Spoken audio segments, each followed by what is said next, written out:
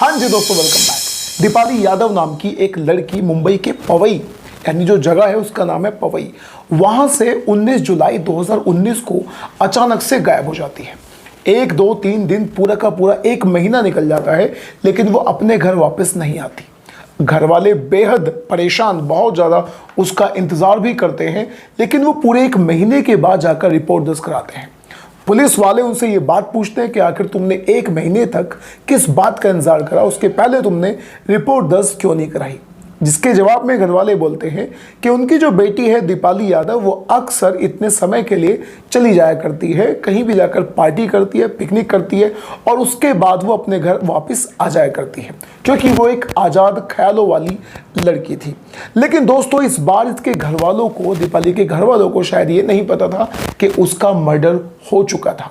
और उसके मर्डर के पीछे का जो कारण है दोस्तों, वो 100% आपको चौंका देगा। लव, सेक्स, धोखा और ब्लैकमेलिंग में फंसी दीपाली यादव की जो लाइफ है और उसकी जो मर्डर मिस्ट्री है, वो अपने आप में बेहद चौंकाने वाली है। तो नमस्कार दोस्तों, मेरा नाम है नीरज शर्मा और आज की सच्ची घटना को आप तक पहुंचाने के लिए मैं आपको लेकर चलता हूं मुंबई में।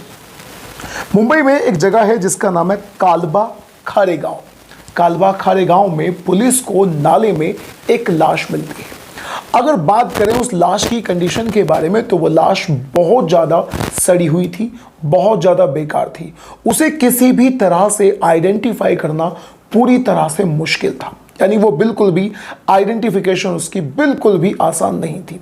पुलिस तमाम कोशिशें करती है अपनी तरफ से, अपने आजू बाजू में जितने भी मिसिंग, यानी जितने भी लोग मिसिंग थे, गुमशुदगी की जितनी भी रिपोर्ट्स थी, सबको चेक करती है, लेकिन उन्हें किसी भी तरह से कोई क्लू नहीं मिलता।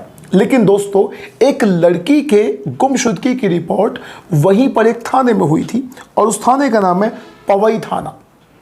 पवई थाने में एक दीपाली यादव नाम की लड़की की गुमशुदगी की रिपोर्ट दर्ज थी। पवई थाने की पुलिस और कालबा खारे गांव, यानी इस वाले एरिया की जो पुलिस है, वो दोनों पुलिस आपस में बातचीत करती हैं। वो लोग जब आपस में बातचीत करते हैं तो उन्हें पता चल जाता है कि ये जो लाश है, ये दीपाली यादव की ही लाश है। जैसे ही उनको इस बात का पता चलता है तो वो सीधे पहुंच जाते हैं पवई में दीपाली यादव के घर। दीपाली यादव के घर जाने के बाद उनको लाश की पहचान के लिए बोला जाता है और जैसे तैसे वो उसकी कद काठी, बॉडी, शरीर, इन सभी चीज़ों को देखकर उसकी लाश को पहचान लेते हैं और वो इस बात को मान लेते हैं कि हाँ, ये तो दीपाली यादव की ही लाश है। लेकिन दोस्तों, अब सारा का सारी जो जिम्मेदारी थी वो पुलिस के ऊपर थी इस केस को सुलझाने की, कि आखिर दीपाली यादव की ये कंडीशन किसने करी, उसकी किसने हत्या करी और उसकी हत्या करने के बाद उसकी लाश को नाले में फेंका, तो फिर किसने फेंका। अब दोस्तों, पुलिस घर वालों से बात कर ही रही थी कि घर वालों में से एक घर वाले ने एक नाम लिया और दोस्तों वो नाम था निसार। घर के ही एक सदस्य ने बताया कि जो दीपाली थी वो निसार नाम के इस लड़के के साथ लिव इन रिलेशनशिप में रहा करती थी।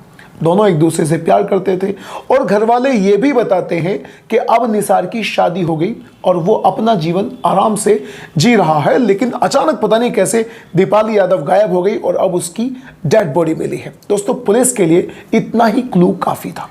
पुलिस सीधा निसार के पास पहुंच जाती है, निसार से बातचीत करती है। तो निसार से बातचीत करके बिल्कुल भी इस बात का अंदाज़ा नहीं लगता कि निसार उस लड़की के साथ कुछ गलत काम कर सकता है।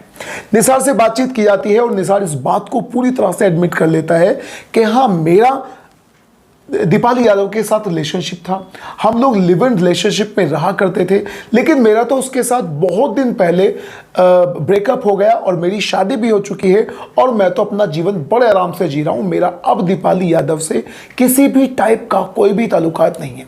लेकिन दोस्तों, ये केस तो पुलिस के हाथों में था और पुलिस को अपने काम को पूरी जिम्मेदारी के साथ करना था और इस केस को जैसे तैसे सुलझाना था। उसके बाद पुलिस कॉल डिटेल्स निकलवाती है दीपाली यादव के फ़ोन की और फिर कॉल डिटेल्स निकलवाई जाती हैं निसार के फ़ोन की। अब यहाँ पर दोस्तों, कॉल डिटेल्स को निकलवाने के बाद एक बार निसार से फिर से बातचीत पुलिस करती है। यहाँ पर निसार एक नाम और भी लेता है और वो नाम लेता है लल्लन तिवारी का।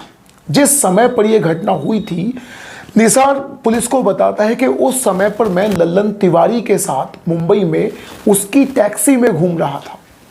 अब दोस्तों पुलिस सीधा सीधा लल्लन तिवारी को भी पकड़ लेती है। लल्लन तिवारी से बातचीत की जाती है तो पता चलता है कि वो सच में ही लल्लन तिवारी के साथ घूम रहा था, और जब वो एक दूसरे के सामने बातचीत कर रहे थे तो बिल्कुल दोनों ने सेम ही तरह के आंसर दिए, और पुलिस को लगा कि इन दोनों का तो इस मर्डर में किसी भी तरह से बिल्कुल भी हाथ नहीं है।